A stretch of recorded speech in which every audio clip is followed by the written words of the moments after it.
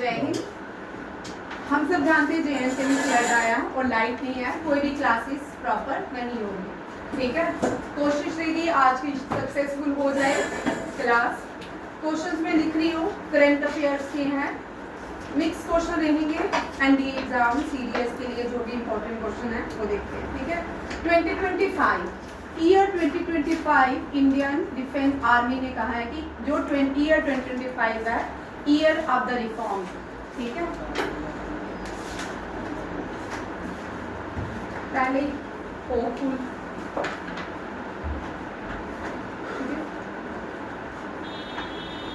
Indian army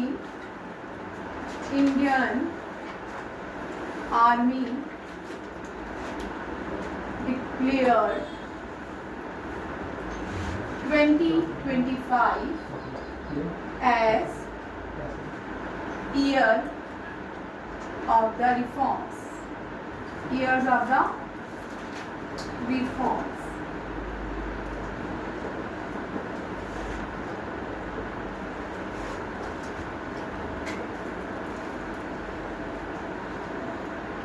Which country launched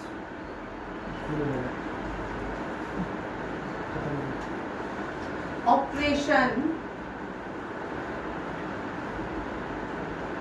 Sindhu?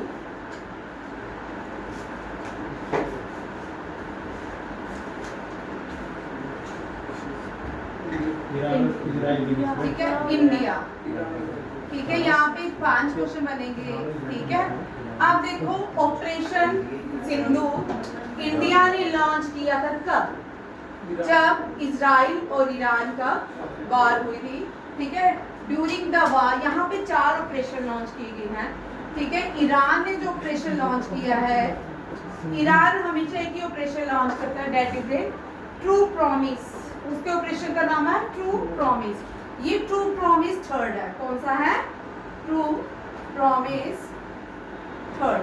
और बीच में यहाँ पे यूएसए ने भी अपने बॉम्ब गिराए थे ईरान के न्यूक्लियर साइट्स के ऊपर। तो यूएसए ने भी, अमेरिका ने भी यहाँ पे ऑपरेशन लॉन्च किया। यूएसए ने जो ऑपरेशन लॉन्च किया वो क्या था? Operation hammer. अब आप लोग मुझे बताओगे, वेरी इंपॉर्टेंट, इजराइल ने कौन सा ऑपरेशन लॉन्च किया? क्या लाइन? ऐसे क्या है? Rising line. ठीक है, ये भी याद रखिए। चारों क्वेश्चन आपके पास आ गए during the war between Israel and Iran. ठीक है, and Israel conducted operation that is A rising line. Operation Sindhu launched by India during the war between Israel and Iran.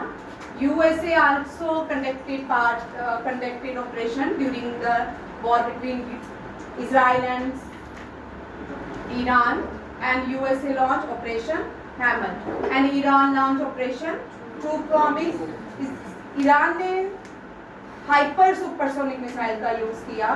तो जो टेल अवीव है, Israel की capital क्या रखेगा?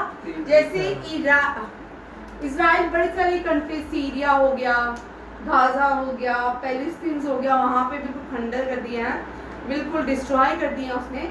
उसी तरह ईरान ने भी टेल अवीव को बिल्कुल खंडर या ऑलमोस्ट खंडर ही कर दिया था। ये भी याद रखें। और जो लड़ाई है वो जेरूसलम की है। किसकी है? जेरूसलम। बहुत सारे प्रॉफिट मोहम्मद बोलते हैं कि यहाँ से जो यहाँ पे जो उनके लास्ट जीवन था वो यहाँ से इनको मोक्ष मिला था, यहाँ से वापस गए थे। ठीक है, बोलते हैं कि जीसस ने जो है सारी उम्र जो बचपन है यहाँ पे स्पेंड किया, और जो इब्राहिम थे उनकी भी मान्यता। एक वॉल है। ठीक है, और याद रखिएगा ये वॉल कहाँ पे है? जेरूसलम में। इजराइल की कैपिटल जेरूसलम नहीं है, इजराइल की कैपिटल टेल अवीव है। और आपको रिलीजन्स भी आ सकते हैं। इजराइल की जो होली बुक है वो 2 हैं, एक है तोरा, एक है हिब्रू बाइबल।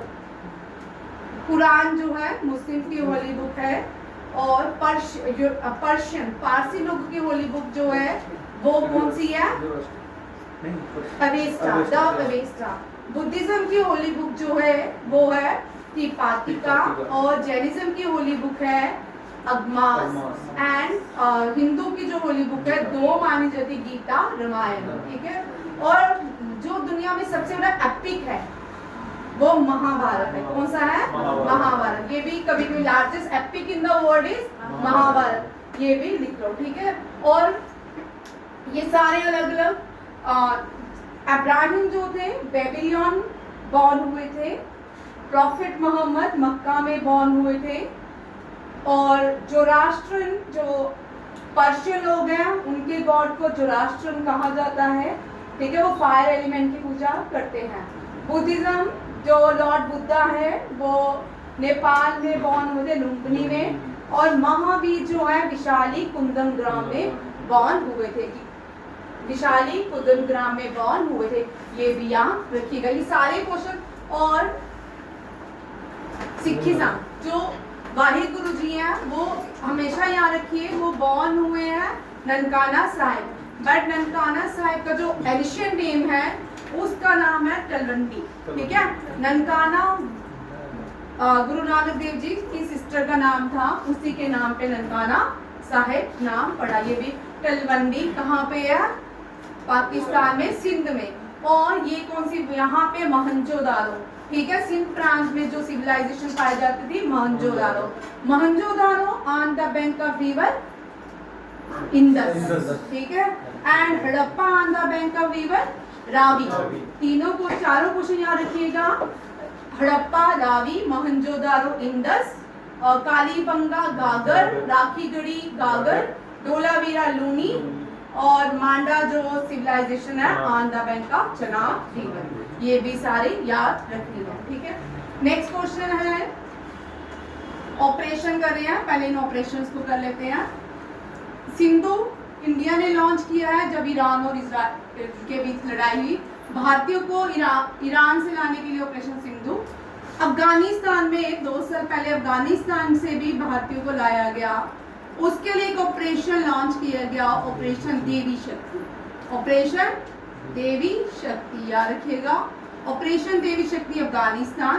फिर से अब इजराइल में 2023 में इजराइल में भी वॉर हुई थी, ठीक है।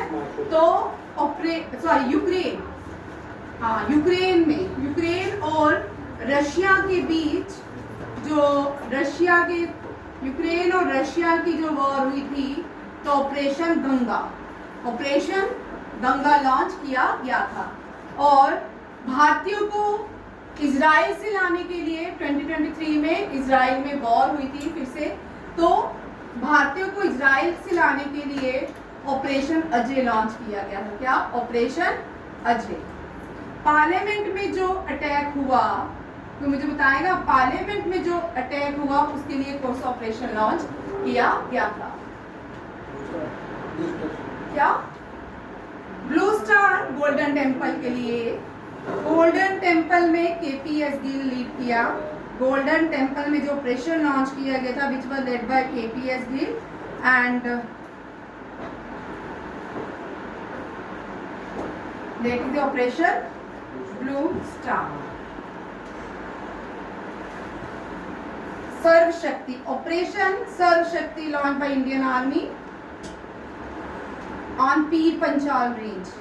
पीर पंजाल रेंज में जो ऑपरेशन लॉन्च किया गया by Indian army that is a operation Sarva Shakti. पहली बार जो वॉर हुई थी ग्लेशियर में, सियाचिन ग्लेशियर में जो इंडियन आर्मी ने ऑपरेशन लॉन्च किया था that is A Meghdoot, operation Meghdoot. Kargil war में जो ऑपरेशन लॉन्च किया गया ऑपरेशन विजय।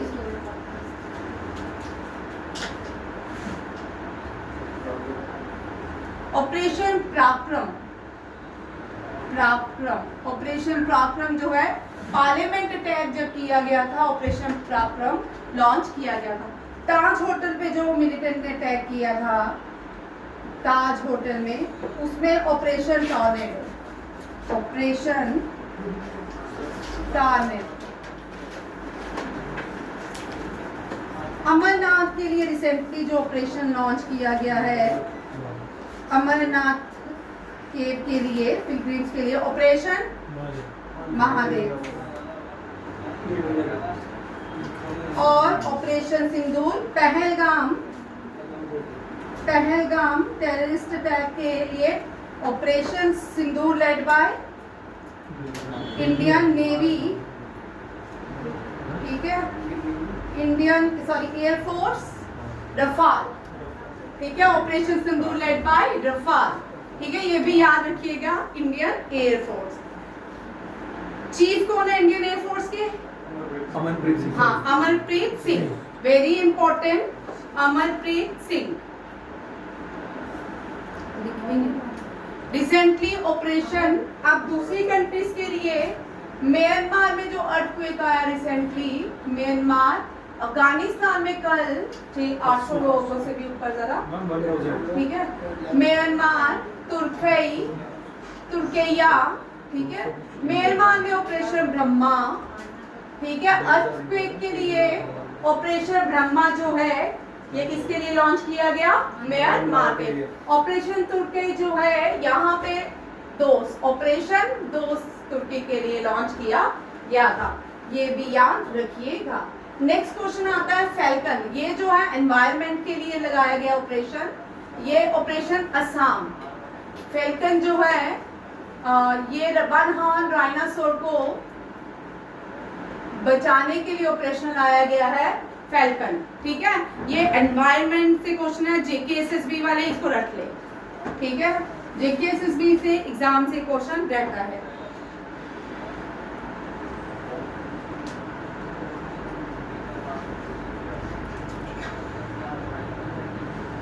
और 1990 में जो कश्मीर में ऑपरेशन लॉन्च किया गया था 1919 में, जब हिंदू पंडित्स जो निकाला गया था, उसके बाद रक्षक, ऑपरेशन रक्षक। कोड जो है 2 न्यूक्लियर पावर, भारत ने 2 न्यूक्लियर टेस्ट किए हैं, दोनों के अलग अलग कोड थे। फर्स्ट का कोड है स्माइलिंग बुद्धा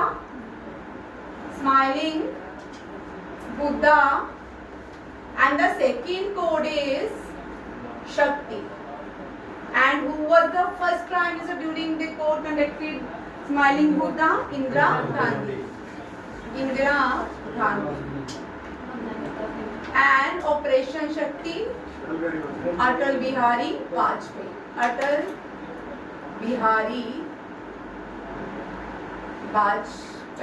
ठीक है।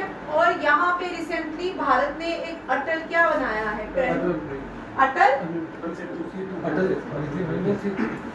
22 किलोमीटर लंबा हुआ है, सी ब्रिज बनाया जो अटल से नाम है उसका। पुरानी न्यूज़ क्यों सुना रहे हो? पिछले साल की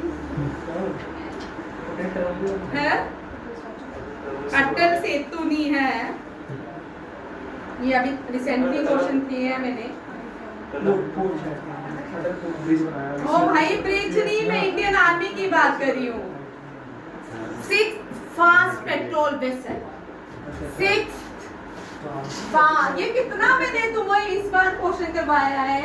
6 fast patrol vessel, Indian coast guard, for Indian coast guard, Atal, ठीक है। यस, और 6 फास्ट पेट्रोल वेसल्स भी बनके तैयार हो चुके हैं अटल।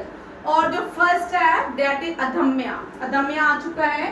अदम्या जो है ये फर्स्ट पेट्रोल वेसल, अदम्या, ठीक है, याद रखिएगा। अदम्या क्या है? First patrol vessel. यूनेस्को, ये क्वेश्चन नहीं करवाया, इस पर रिपीट। मराठा लैंड्स क्या है? 44, ठीक है। 44 यूनेस्को वर्ल्ड हेरिटेज साइट कौन सी है? मराठा लैंड स्कैप है, मराठा मिलिट्री, मिलिट्री में उल्टा लिखने वाली, मिलिट्री लैंड ठीक है, मराठा। इसमें एक, बाकी सारे फोर्ट जो है महाराष्ट्र से है, एक फोर्ट जो है तमिलनाडु से आता है। 13 टोटल कितने फोर्ट्स को यूनेस्को वर्ल्ड हेरिटेज साइट है मराठा मिलिट्री लैंडस्केप में रखा गया है। जो नई बुक आई है ना उसमें इंटरेस्टिंग क्या है, बड़ी सी चीजें मुझे तो नहीं पसंद है, ठीक है। वहां पे पति, जैसे छत्रपति है, पति का नाम उन्होंने डिस्क्राइब किया है, पति मीन्स लॉर्ड को कहा जाता था, जो सुप्रीम होता था, जो पाइनर्स होते थे उसके लिए पति का नाम, पति यूज ऐसे, उनका नाम था शिवाजी, ठीक है। छत्रपति लग गया, ठीक है, जो सुप्रीम, जो एक्स्ट्राऑर्डिनरी पाइनर्स हैं उनके लिए पति का यूज किया जाता था। ये हो गया। अब देखो यहाँ से थोड़ा सा क्वेश्चन आपको ट्विस्ट हो सकता है, ठीक है। 43rd अनिरुद्ध, चल 43rd, 42nd, 41, 40 and 39, ठीक है। जब भी करनी है 6 साथ में करनी है, क्योंकि जो भी स्टैटिस्टिक का क्वेश्चन अब आ रहा है वो सिंपल स्टैटिस्टिक नहीं आती है, उसको आपको मैच में आता है। क्या आता है? मैच में। आप पूछेंगे 43rd UNESCO world heritage site कौन सी है? मोडेन्स, ठीक है, मोडेन्स ने, याद रखिए ये अहोम किंगडम, कौन सा किंगडम है? अहोम किंगडम। आप अहोम किंगडम से क्वेश्चन आ सकता है, 17 टाइम्स मुगल को हराया था। कितने टाइम? ये इसलिए मैंने यहाँ पे आपको इस बार 17 टाइम्स करवा रही हूँ। जो न्यू एनसीईआरटी बुक्स में है उसमें ये क्वेश्चन है, ठीक है। अब आपके पैटर्न बदल जाएंगे थोड़े एग्जाम के, जो न्यू एनसीईआरटी दी है, ठीक है, 17 टाइम्स। क्या सीबीएसई वाले?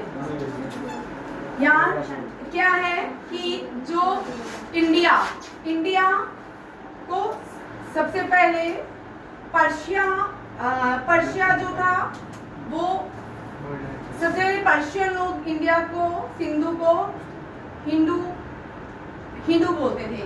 फिर उस बुक में दिया है कि ग्रीक्स लोग हिंदू आई, वो एच, ठीक है। फिर उसके बाद तीसरा जो चाइनीज था युंडू, चाइनीज इंडिया को युंडू बोलते थे, उस बुक में कहा गया है, ठीक है। जो न्यू बुक्स आई है एनसीईआरटी की, याद रखिएगा, पर्शियन सबसे पहले लिखे कि पर्शियन जो है हिंदू बोलते थे, फिर ग्रीक्स आए हिंदू, ठीक है। फिर उसके बाद जब चाइनीज भारत को, सिंधु तो निकलता नहीं था, उनका हिंदू हो गया, ठीक है, ठीक है। 42nd होयसाला, भाई होयसाला से क्वेश्चन रहेगा, होयसाला ने चोलास को हराया था, ठीक है। अब यहाँ पे क्वेश्चन आएगा होयसाला ने कौन सी वार में चोलास को हराया था, ये भी याद रखिएगा।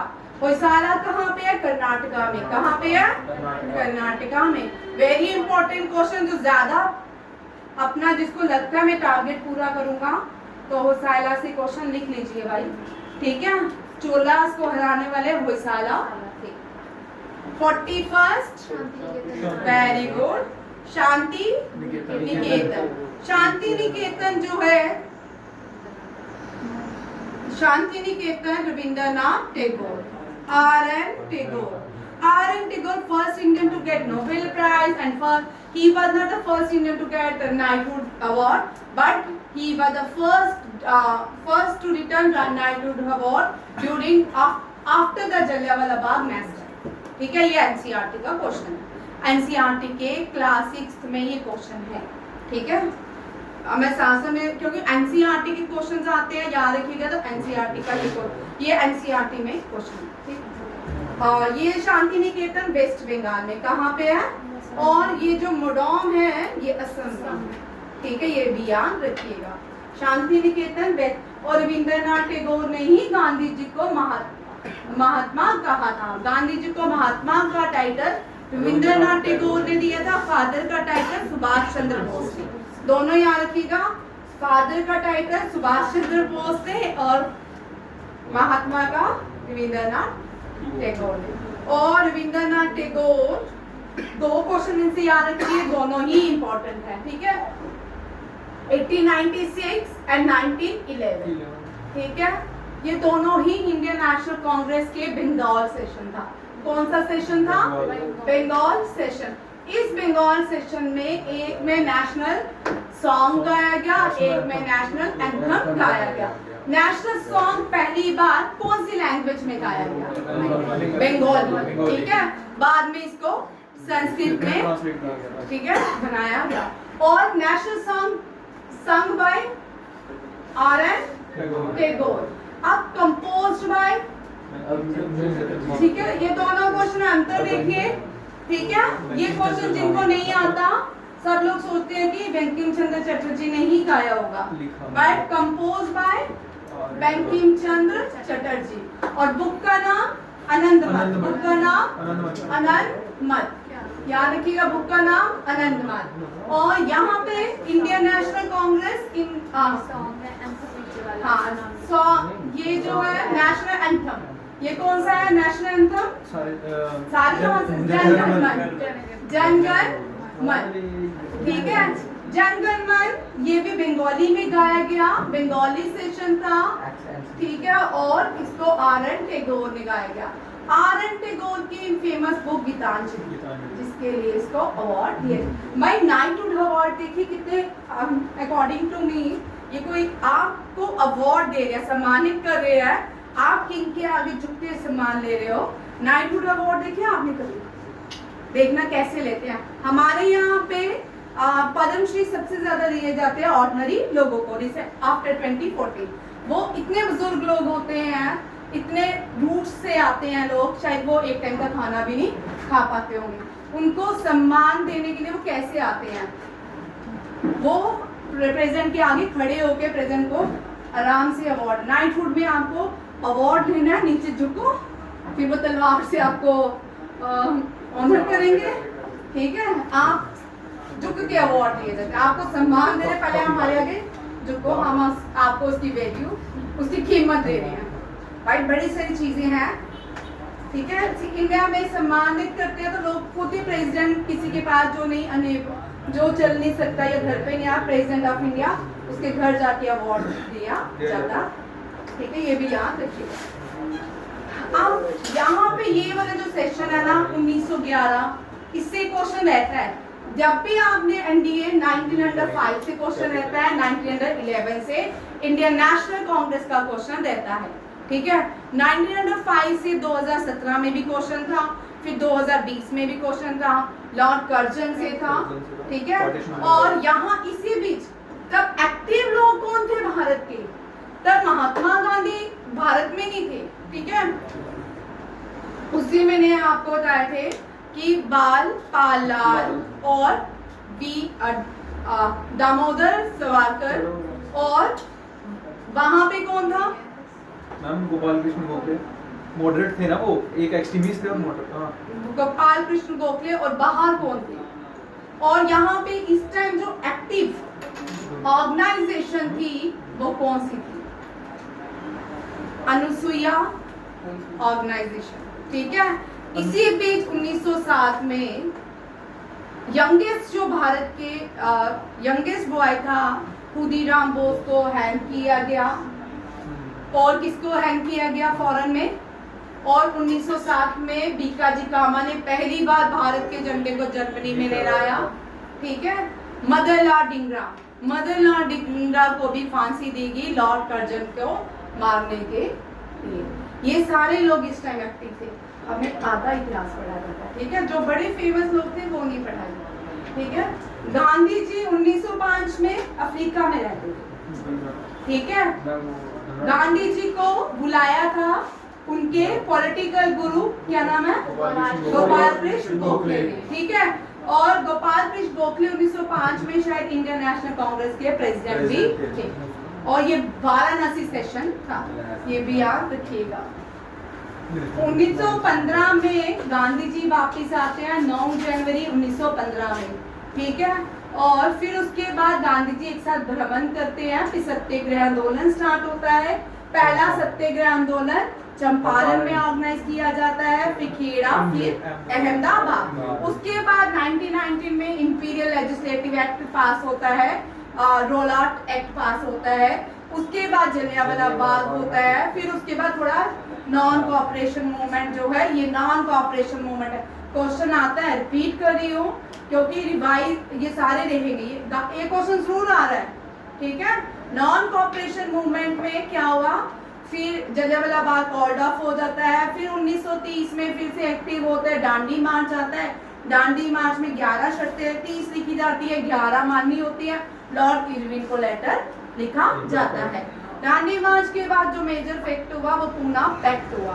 पूना पैक्ट जो हुआ वो B.R. अम्बेडकर और गांधी जी के बीच हुआ। उसके बाद धीरे धीरे 1942 हुआ, 19 क्विट इंडिया मूवमेंट को अगस्त क्रांति भी कहते हैं। 1947 में भारत आजाद हुआ, ठीक है।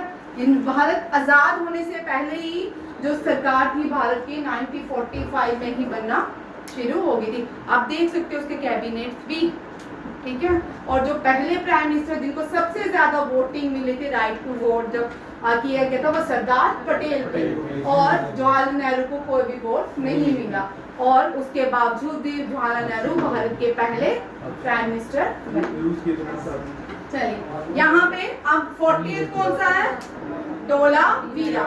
आप Dholavira is the largest Indus valley site of Gujarat on Luni नदी, ऑन लूनी रिवर। और गुजरात में only port city in India that is a Lothal, ठीक है। कौन सी है, लोथल। अच्छा युवराज, लोथल में कौन सी नदी है, मैंने क्वेश्चन करवाया उस दिन मैंने, दमन, लोथल कौन सी नदी के किनारे है, स्नेह, लूनी, लूनी कोई है, चलो बी से नाम स्टार्ट होता है। गुजरात में ब्रह्मपुत्र का ब्यास वाली कौन है, पंजाब नहीं, पंजाब भाई, पंजाब और गुजरात कहाँ पे है भाई। उस दिन मैंने आपको स्पेशल सारे क्वेश्चंस करवाए ना, एक नदी के किनारे, लोथल किस नदी के किनारे है, कौन से गल्फ ऑफ कैम्बे में है, नदी का नाम आप लोग मुझे बताओगे after class, I will take your class, ठीक है। लूनी इधर आने दे। 39 that is A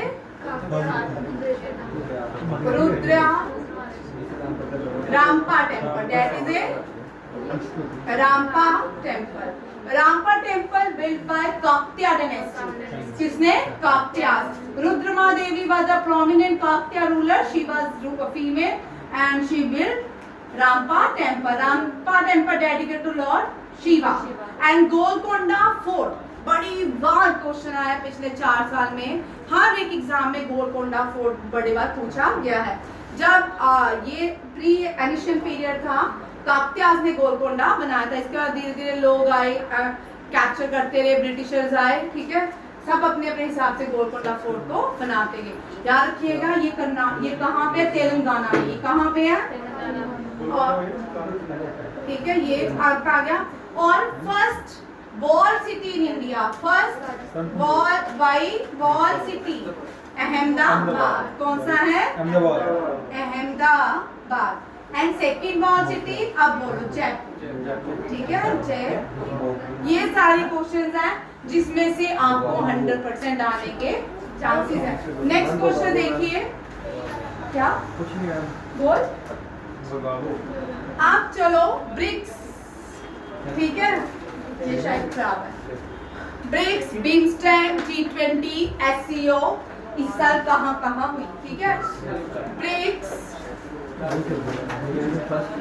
G20, G7, BIMSTEC and SCO। ये भाई जो SCO में दिखा लेना वो सच मत मान लेना।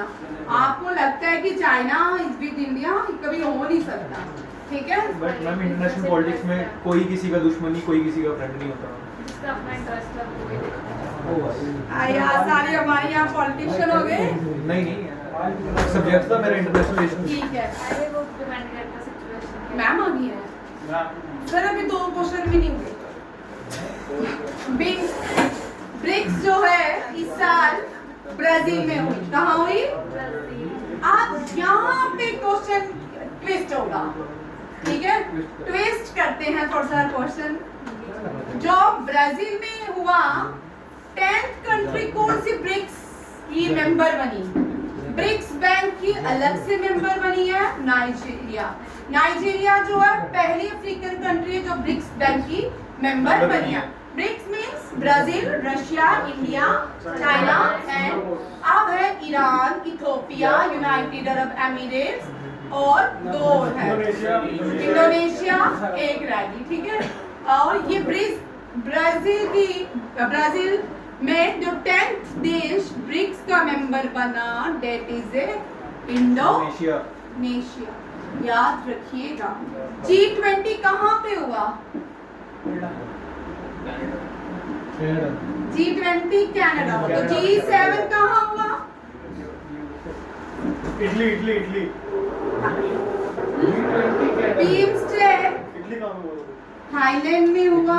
SCO चाइना में हुआ। यार कौन गया कनाडा मोदी?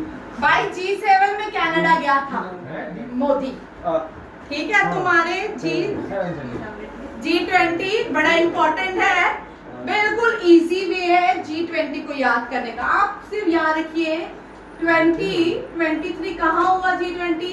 भारत, ठीक है। आप 2024 भारत ने किसको मेंबरशिप दी? ब्राजील को। किसको दी? आप 20 फिर यहाँ पे कौन सा देश को ऐड किया गया? अफ्रीकन, किसको? अफ्रीकन यूनियन को ऐड किया गया। और G20 कहाँ पे हुई? अफ्रीकन यूनियन में। अफ्रीका आया समझ? ये तीन याद रखिए। 23 तो वैसे ही याद रहना चाहिए, ठीक है। और ये कहाँ हुआ? अफ्रीका में। ये आपका टेबल तैयार हो गया, ठीक है। ये करंट अफेयर के क्वेश्चन। ब्रिक्स ब्राजील में 10th देश, इंडोनेशिया G20 में, अब G20 देश plus European union and African union. African union का हेडक्वार्टर याद रखिएगा एडिस अबाबा। कहाँ पे है? एडिस अबाबा। G7 कनाडा में हुआ। G7 में यूके, यूएसए, ब्राजील, मैं लिख लेती हूँ फिर मेरे को, UK, USA, Germany, Canada, France, Italy, Canada, ओ इंडिया मत बोलो ना, मुझे पता। एंड यूएसए, यूके, ब्राजील, 3 6 एक रह गया, हाँ जापान, ठीक है। ये सारे कंट्रीज जो है यहाँ पे क्वेश्चन आपको आ सकता है, क्योंकि रशिया बर्निंग टॉपिक है, यूक्रेन बर्निंग टॉपिक है। जो कंट्रीज कॉन्फ्लिक्ट्स में है, वार जोन में है, वो बर्निंग रहता है, उनसे क्वेश्चन रहता है, ठीक है। 1997 में Russia become the member of G7 and 2014 इसको Russia become the and G7 become G8 and 2014 discard कर दिया गया बिकॉज ऑफ द क्रीमिका, ठीक है, ठीक है। क्रीमिका जो है ये यूक्रेन के पास था, वहाँ पे ज्यादातर रशियन बोलने वाले लोग थे और उन्होंने क्रीमिका को अपने रशिया में दोबारा से ऐड ऑन कर लिया। ये बात इतने क्वेश्चन अगर 3 बजे क्लास होती है कंटिन्यू करते हैं, ठीक है। सर का ऑर्डर आ गया, थैंक यू, जय हिंद, जय भारत। अच्छा इसका मार्कर ये कितना